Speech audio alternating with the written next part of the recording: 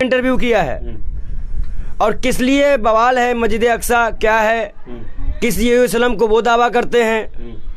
और मैं एक बात कहता हूँ, इस्लाम में जब अल्लाह ने कह दिया कि लास्ट पैगंबर हजरत मोहम्मद साहब है, दैट्स इट, बात खत्म। फिर अब कौन आने वाला है? और यही अगर आप पाल रहे हैं कि आप में कोई पैदा होगा आप हुकूमत करोगे, इसके लिए आप बेकसूरों को मार रहे हो। मैंने आज हमेशा अच्छा ही बताइए, मैं मंदिर जाऊं, मुझे लात मारा जाए, मुझे भगा दिया जाए, मेरी किताबों को उड़ा के फेंक दिया जाए, क्या ये जायज़ है? क्या बहनों को ऐसे ज़मीन पे गिरा कर उनके सर को रगड़ दिया जाती रोडों पे, वो क्या जायज़ है? क्या ये इस्लाम सिखाता है? नहीं। क्या ये संस्कार थे इस्लाम के? नहीं। आप बताइए, अगर यहूदी मानते हैं इस्लाम को, यहूदी इस्लाम को नहीं मानते हैं, तौरेब को मानते हैं। जी। मानते तो अल्लाह को है ना, वो मानते हैं ना। वो नबी भी मानते हैं, मोहम्मद साहब के, मोहम्मद साहब नबी थे, ये भी मानते हैं, मानते हैं ना।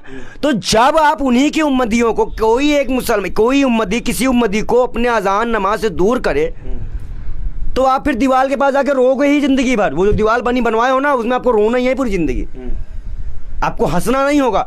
आप बताइए, जब गांजा लड़ाकू लोगों से आपका मामला है, जैसे मान लीजिए, एक मोटी बात बताता हूँ, एक छोटी बात, माओवादी नक्सलवादी आप सुने होंगे, ये कुछ विचारधारा से भटक गए हैं, इनको कुछ चीज समझ में नहीं आई, हमारी बगावत करते हैं, ठीक करते हैं। तो इसका मतलब ये थोड़ी ना है कि हम इनके बच्चों को मारने जाएंगे, इनके बम गिरा देंगे। आप अस्पतालों बम गिरा रहे हैं, आप गजा पट्टी बर्बाद कर रहे हो, क्यों कर रहे हो भैया? आप लड़ाकों को मारो, आतंकवादियों को मारो। और भारत ने जितनी जल्दबाजी करके हमारे प्रधानमंत्री ने इसका समर्थन किया है, आप बताइए, हम नहीं लड़े हैं अंग्रेजों से? हम नहीं लड़े ब्रिटिशों से? हमारे ऊपर हुकूमत नहीं की गई? क्या ये जुल्म हमारे साथ नहीं किया गया था? जो ताक पे रख के आपने पूरे प्रधानमंत्रियों के बातों को खंडन कर दिया। खुद अटल बिहारी वाजपेयी ने, पूर्व प्रधानमंत्री ने कहा था कि सत्ता में आने के बाद हम फिलिस्तीनियों की वजूद की बात करेंगे, क्योंकि ये इतिहास रहा है कि जब हिटलर ने भगाया था सबको, तब फिलिस्तीन ने इनको जगह दी थी। आप किसी की जगह पे जाओगे, आपको रहने की जगह मिल गई, व्यापार की जगह मिल गई, तो आप हुकूमत कर लोगे। मुसलमान को तो प्रधानमंत्री नहीं बनने देते हो यहाँ पे, क्या तो बाहर ही है ये तो। और ये कोई छोटा मोटा प्रश्न नहीं है, विश्व के सबसे बड़े तीसरे ज्यादा मुसलमान कंट्री भारत के 40 करोड़ मुसलमानों की आस्था का विषय है। आपने उसको सोचा? लेकिन प्रधानमंत्री नरेंद्र मोदी इजराइल के मसले पे 12 से 18 घंटे के बीच बोल गए। वहीं ये जो अपने यहाँ मणिपुर का मसला था, 2 महीने की खामोशी रही प्रधानमंत्री की। देखिए, एक चीज मैं बता दूं, वो एक विदेश नीति है, उसको हटा दीजिए। देश का प्रधानमंत्री नरेंद्र मोदी से एक बात पूछ लो, क्या सऊदी जाए क्या मुंह दिखाओगे? कतर में क्या मुंह दिखाओगे? ईरान में क्या मुंह दिखाओगे?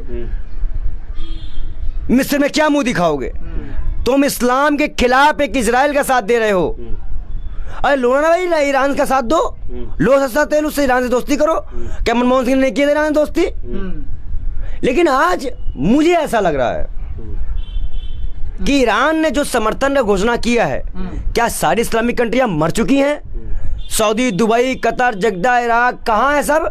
क्या एक पटल पे एक साथ एक बैठक नहीं होती? एक जो आपका संगठन होता है ONGC, कौन सा संगठन है इस्लामिक वाला, वो बैठ नहीं सकते हैं? वो अमेरिका से बात नहीं कर सकते हैं? क्या इसको अब अगर युद्ध छिड़ा है तो अब इजराइल को हटना पड़ेगा, अपने जगह पे जाना पड़ेगा। और इजराइल है ही नहीं है अस्तित्व में, इजराइल कोई अस्तित्व में, कोई देश ही नहीं है, वो तो कब्जा कर लिए हैं। लेकिन पंडित जी, सवाल ये है कि आप कह रहे हैं कि इजराइल का अस्तित्व नहीं है, लेकिन फलस्तीन अपने वजूद की लड़ाई लड़ रहा है। जिसने जमीन दी रहने के लिए, जिसने घर दी, वो अपना घर खो दिया, उनके पास घर नहीं है अपना रहने को, बाहर बहुत ज्यादा जुल्म है। किस तरह वहाँ के बच्चों को बम गिराया गया, लाशें कहीं सरिया ऐसे लगी हुई है, कहीं वो कर रहे हैं। 2 बच्चे माँ का दूध पी रहे थे। ये चीजें तुम किस उम्मत को डराने आए हो? किस उम्मत को? जहाँ 72 काफिले ने जो है पानी पिला दिया था मैदान करबला में। क्या बात करते हो तुम लोग? और इजराइलियों से मैं एक ही बात कहूंगा, ताबूते सकीना नहीं मिलने वाला, बक्सा नहीं मिलने वाला, तुम्हारी ताकत खत्म है। तुम्हारा जुल्म और जोर से भी इस दुनियावी उम्मत तक है। जब ऊपर जाओगे ना तो तुम्हारा जुल्म नहीं चल पाएगा, सभी नबी इकट्ठा होकर तुमको बुलाएंगे। और ये पता नहीं कौन से इस्लाम को मानते हैं, क्या इस्लाम को फॉलो करते हैं, क्या करते हैं, मुझे कुछ आज तक समझ में नहीं आया। लेकिन एक सवाल ये है पंडित जी, जिस तरीके से आपने देखा होगा इजराइल की मोसाद जो एजेंसी थी पूरी दुनिया में सबसे ज्यादा प्रभावी मानी जाती थी, अपनी शक्ति का गुणगान गाता फिरता था ये इजराइल, और हमास के एक हमले में हिल गया पूरा सुपर पावर। देखिए कभी कभी ऐसा होता है ना कि ये कुछ लोग दिखाने के होते हैं। पेगासस वही का दिया हुआ है, जासूसी वाला कांड, जासूसी वाला कांड वही शुरू हुआ है। प्रधानमंत्री सबकी जासूसी करवाई यहाँ पर जब ये जांच खुली तो, और माना भी सुप्रीम कोर्ट ने इस चीज को। तो कहीं ना कहीं आज देखिए मसला धार्मिक है, मैं बता दूं मसला धार्मिक है, वजूद की लड़ाई है, अपने अस्तित्व की लड़ाई है। और जब अस्तित्व की बात आएगी तो कोई भी हो बोलेगा। लेकिन जो देश है, जो मुस्लिम देश है, क्योंकि मस्जिद अक्सा का मामला है, आपको पता है, अब नबी के क्या जानते हो मस्जिद अक्सा के बारे में? क्यों ये नहीं मानते उसको? मस्जिद अक्सा में नबी ने 1,24,000 नबियों को बुला के नमाज अदा कराई थी। और मैं कह रहा हूँ अच्छा पूरा इस्लाम किस पे है? अल्लाह पे है। यहूदी भी अल्लाह को मानते हैं, सभी लोग अल्लाह को मानते हैं, जितने भी इस्लामिक में, चाहे तौरेब मानते हो, चाहे इंजील मानते हो, चाहे जबूर मानते हो, चाहे कुरान मानते हो, ठीक मानते हैं। अब अगर अल्लाह ने ही कह दिया कि बस लास्ट पैगंबर हजरत मोहम्मद साहब है, दैट्स इट, तो बात ही खत्म ना। मुसलमान ईमान, नमाज, हज, ज़कात, सदका, और ये जो ज़कात सदका पहले हज लास्ट में अगर कर पाए तो कर पाए, नहीं तो कोई ज़रूरी नहीं है। किसी का हराम का खाने का पैसा नहीं कहा गया इस्लाम में। मैं इस्लाम को पढ़ा हूँ, मैंने इनकी भी हिस्ट्री पढ़ी सर। लेकिन कुरान जो कहता है, जो आखिरी किताब है, वो पूरे उम्मत के लिए है, पूरे नबियों के लिए है, पूरे सब लोगों के लिए है, उसको मानना होगा। और अगर इजराइल इसी मसले पे अड़ा रहा तो उसका बर्बादी तय है। लेकिन योगी जी आपने देखा, अमेरिका से मेरा एक निवेदन है, अमेरिका से मेरा एक निवेदन है, क्या अमेरिका अपनी 1 फुट भी जमीन किसी को देगा? अगर वह दे रहा है या तो वो आज इजराइल का साथ दे, नहीं जो आज बीज बो रहे हो कल तुम्हारे को भी काटना पड़ेगा। तुम बड़े सुपर पावर हो तो क्या हुआ? लेकिन आप, मेरा श्राप है अमेरिका को, बहुत बच्चे मर रहे हैं। अगर वो चाहता तो आज ये इतना सब कुछ ना होता।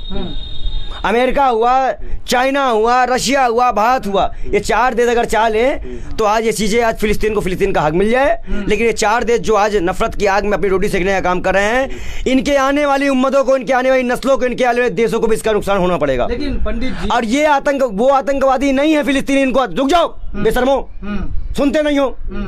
वो फिलिस्तीनियों को आतंकवादी कहा गया, तो सुनो बोलना जरूरी है।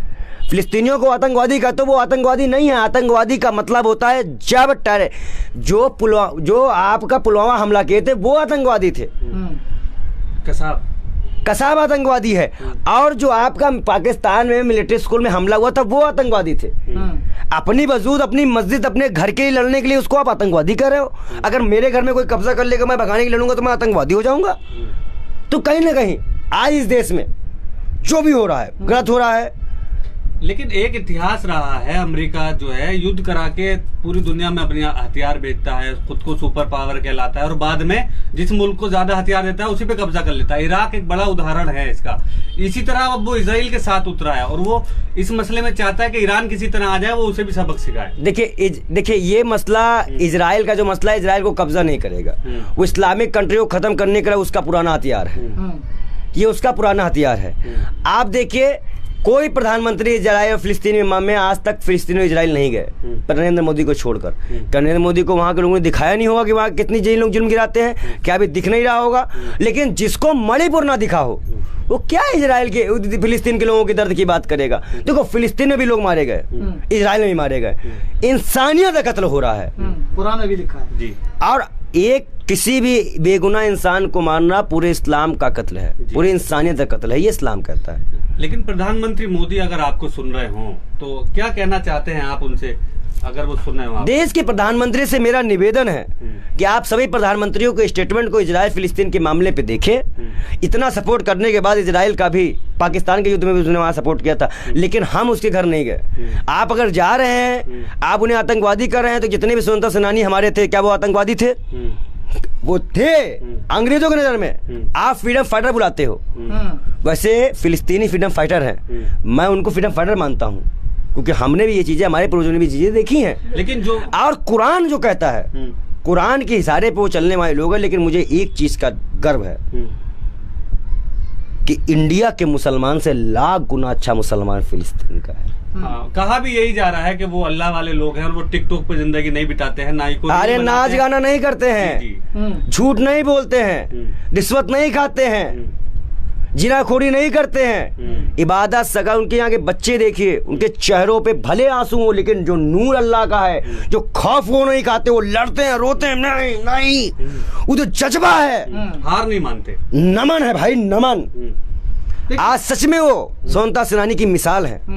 और आज इस देश में सभी लोगों को, जो हमारे यहाँ के युवा हैं, बेरोजगार हैं, महंगाई वाले हैं, जो तरह से सरकार के, उनको उन्हीं की तरह बिहेव करना चाहिए, उन्हीं की तरह सरकार को घेरना चाहिए। लेकिन एक सवाल ये है कि जिस तरह से आपने भी कहा कि फिलिस्तीन के लोग जो है उन्हें स्वतंत्रता सेनानी मानते हैं, भारत का मुसलमान भी यही मान रहा है। इसी को लेकर अरे मुसलमान नहीं, मुसलमान की बात तो ना करो जी। योगी जी बात तो सुन लीजिए। उसी को लेकर अलीगढ़ मुस्लिम यूनिवर्सिटी में प्रोटेस्ट निकाला फिलिस्तीन के समर्थन में, उन लोगों पे मुकदमा हो गया। ऐसे हालात में आप क्या कहना चाहते हैं, देश का मुसलमान किस तरीके से सतर्कता से काम ले? अगर 40 करोड़ मुसलमान एक जगह साथ इकट्ठा हो जाए तो सरकार को भी मानना पड़ जाएगा।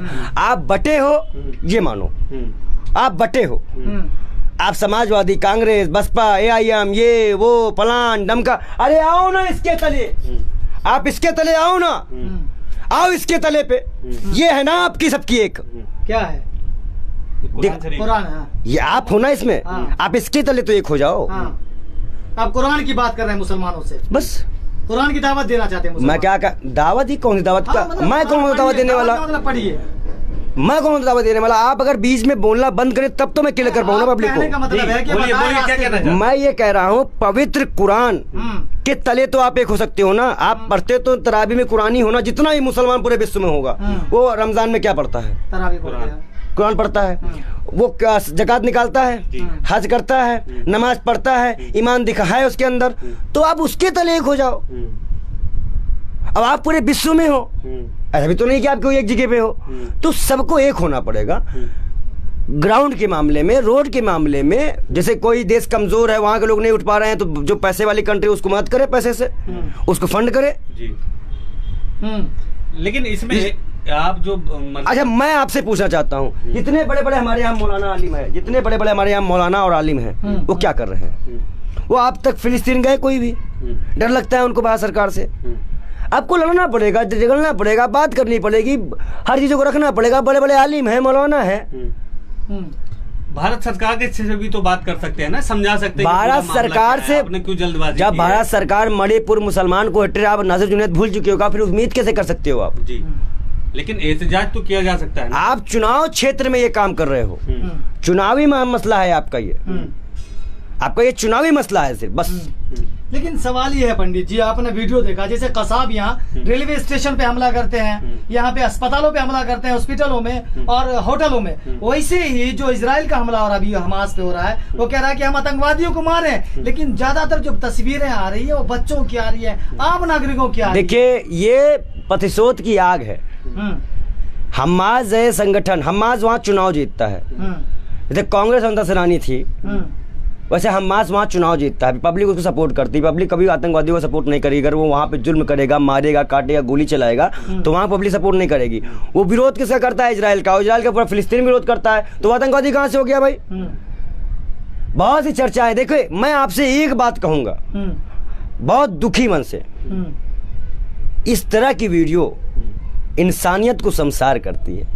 जब बच्चे माँ के गोद ऐसे ही जलजला आ जाए और दूध पीता बच्चा माँ के ही कोख में रह जाए, कहीं कोई आदमी जलजला गिर जा रहा है तो खाना ही खाते रह गया, ये इस्लाम में और कुरान में लिखा था।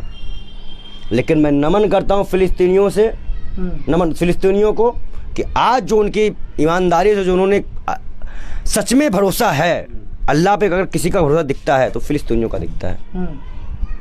भारत के लोगों से क्या शांति की अपील करना? भारत के लोग, हमारे मुसलमान भाई, सभी जितने भी लोग विरोध कर रहे हैं, हम ये चाहेंगे कि आप सड़कों पे प्रधानमंत्री से एक डेलीगेशन मिले, सभी छात्रों को डेलीगेशन। आप प्रोटेस्ट मत करें, आप PM से मिले, होम मिनिस्ट्री से मिले, और भी लोगों से मिले, कोर्ट जाएं, बहुत से रास्ते हैं, और बात करें। मुसलमान देशों से क्या मुसलमान देश भाई, मुसलमान एक साथ हो जाए।